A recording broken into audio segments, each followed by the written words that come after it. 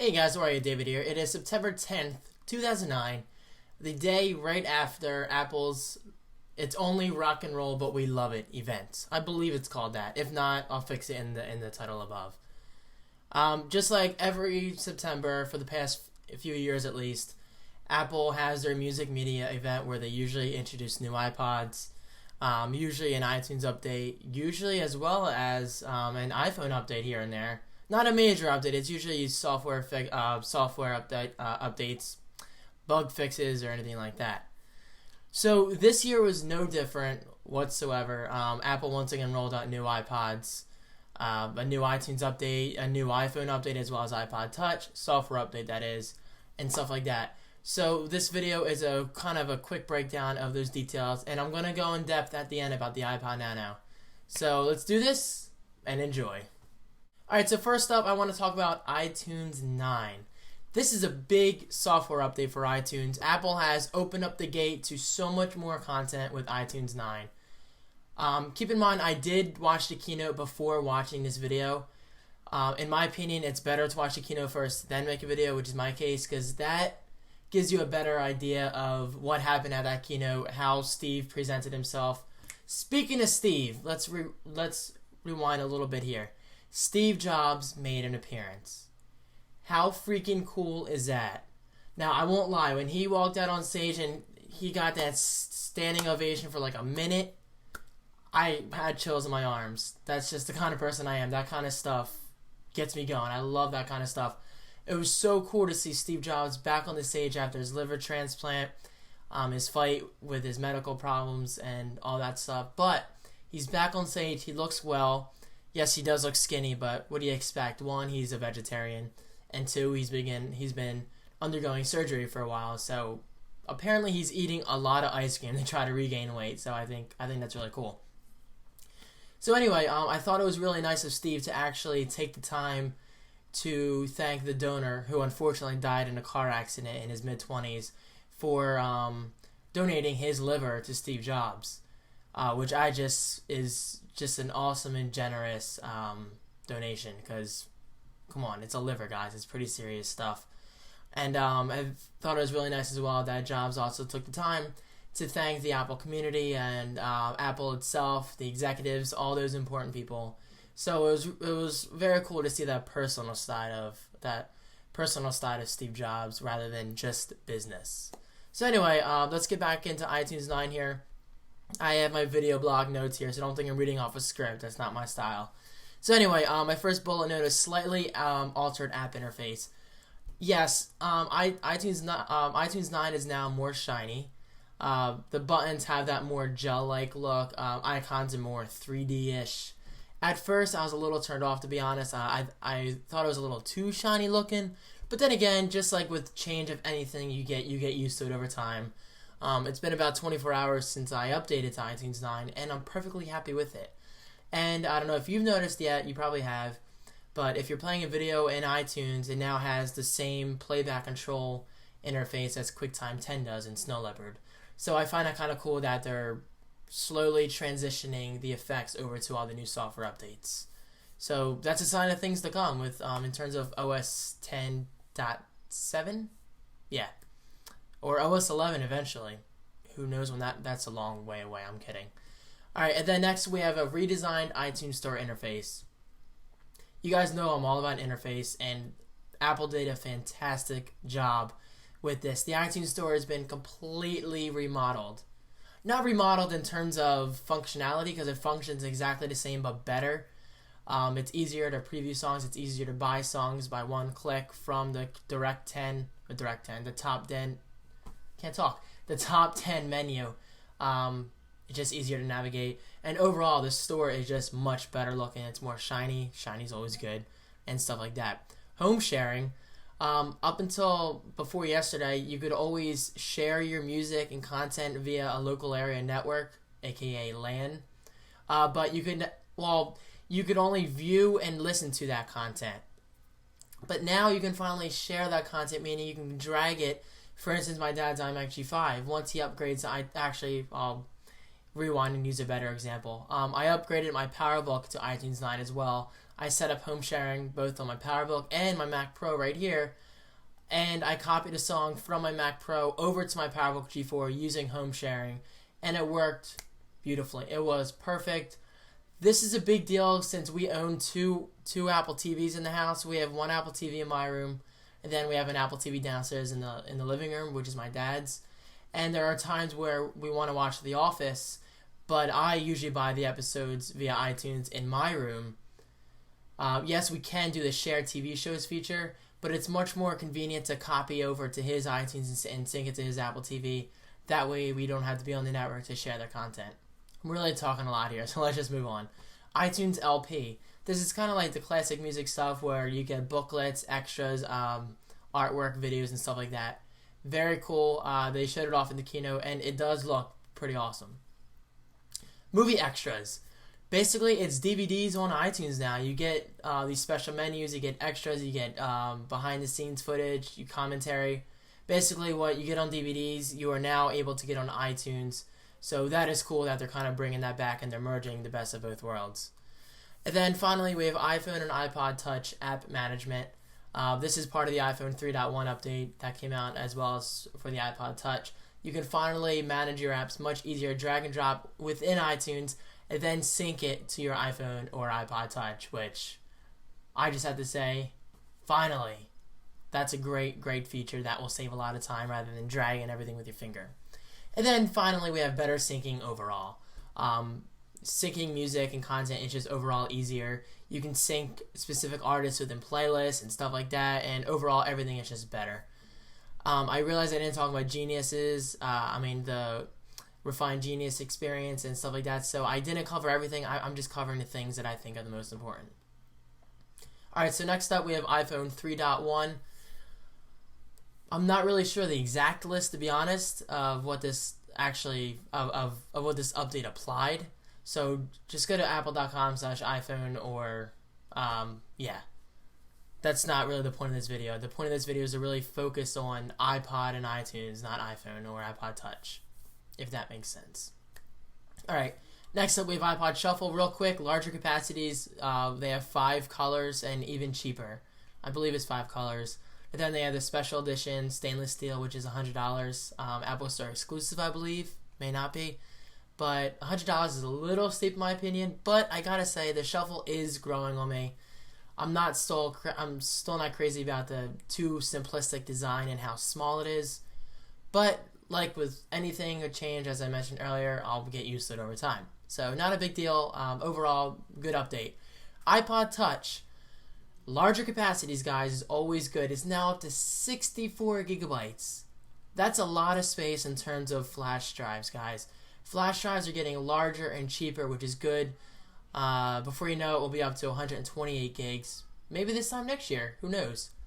The iPod Touch did not get a camera update, which is trust me, extremely surprising to me. But I'm going to talk about that in the end. So next up, we have the iPod Classic. Nothing really much changed. They did increase the capacity back up to 160 gigabytes by default. Same price and still available in black and white. And then we have the iPod Nano. Let me cover the features real quick, and then I'll get into the debate I saw on Twitter last night, which quite frankly kind of pissed me off. So this is my chance to express my thoughts. So first of all, we have same colors as far as I know, but it uses polished anodized aluminum now, so it's more shiny and reflective, which is always cool. Larger 2.2-inch display. Microphone and speaker includes voice recording application. So that voice app on the iPhone and iPod Touch is now, is now available on the iPod Nano. Was it needed? Sure, why not? It's always good. For instance, personally, I take my iPhone everywhere I go. Well, because it's a phone. But if I was in class or anything, I graduated already. But if I was in class and I had my iPod Nano with me and I needed to record a lecture, just bring up the voice record application, click, and let it record the lecture. Just let it do its thing. So I think that's a really cool feature. VoiceOver, just like the iPod Shuffle, is now included in the iPod Nano. So now you can hear your music and stuff like that. Screensaver activating there. We have a built-in pedometer, which I think is cool. For some reason, I've always been fascinated by pedometers, how they can actually sense your steps. And that just ties into the whole Nike Plus kind of thing, so that's really cool. This next feature I did not expect. If I'm not mistaken, Steve Jobs said years ago that the iPod does not need an FM radio, but then again he said the iPod does not need video, and look where we are now. But yes, the iPod Nano now has a built-in FM radio. Honestly, at first I was very discouraged. I was like, FM radio, this is such old technology. But realistically speaking and thinking, FM radio is still very popular, and adding it to the iPod Nano doesn't hurt at all, so why not add it, right? It just gives you more music, more choices. So there's really no harm in adding an FM radio. And finally, the biggest thing is the video camera. Yes, I realize there were rumors about the video camera going into the iPod Touch and iPod Nano, but very surprisingly, it only made its way into the iPod Nano. Interesting choice if you ask me. And what's even more interesting is it only does video, it does not take photos. More on that in a bit. So now we have 8GB available for $149 and 16GB available for $179 US. $179 US for 16GB, guys. I don't know about you, but I think that is one of the best prices ever. Prices are really coming down a lot. The fact that you can get a 16GB Nano for $80 more than the special edition iPod Shuffle, I wonder which one I'm going to go for. So they kind of contradict themselves, but not really totally where sales will be hurting because they're for different uses. So anyway, now on to the iPod Nano debate. Okay, this might piss a lot of people off and this might sound fanboyish, but you guys got to hear me out. As I said earlier, I was very surprised that the iPod Nano got a video camera and the iPod Touch didn't. Now, you have to consider Apple's business strategy here. The iPod Nano is an insanely popular iPod model. It might be their most popular. However, the iPod Touch is quickly gaining sales. I'm not sure how many iPod Touches they have sold. Maybe 20 million? I don't know. I just know they said on stage during the keynote yesterday that iPod Touch sales are growing so rapidly that it's hard to keep up with them. Seriously. Sales are going crazy. So my way of looking at this is Apple needs to keep the iPod Nano fresh and hot by implementing a video camera to kind of say, oh look, the iPod Nano does video now. I gotta have this. But then there's the iPod Touch with apps and everything, so if you want a video camera and a cheap iPod, you go for the iPod Nano. But if you want app management and all those extra features and everything that the iPod Touch offers, then you go for the Touch. It's really not a huge deal that there's no camera, because let's face it, there's going to be a camera next year, guys. I'm going to say this right now, there's a 99% chance of a camera being in the iPod Touch this time next year. You have to understand, Apple has done so much with the iPod already that there's only so much they can do to it now. So they kind of put all these new features into the iPod Nano because the iPod Touch is already so advanced. It's practically an iPhone without the phone functionality. So again, this may sound fanboyism, but realistically, I really think it's a business approach Apple's doing. And guys, Apple's smart. Apple's an extremely smart company. They know what they're doing. And you also have to keep this in mind. As Steve Jobs said on stage during the keynote, portable cameras are insanely popular nowadays. With the whole flip cameras and the Kodak and now the iPhone, more mobile videos are being uploaded than ever before to YouTube. Me, on my iPhone, I have a YouTube channel, youtube.com/thecreativeonemobile, entirely dedicated to mobile uploads. Yes, I haven't uploaded a video in a couple weeks.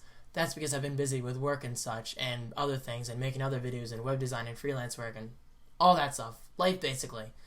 Life, I said, not like. Sorry, I'm talking kind of fast here. So what I'm saying is Apple is being very smart by stepping into this hot market.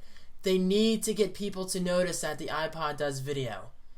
Yes, the iPhone has video, so if you really want video, you gotta go for the iPhone. But if you don't want video too badly and you want the simplicity of an iPod Nano, then why not the iPod Nano?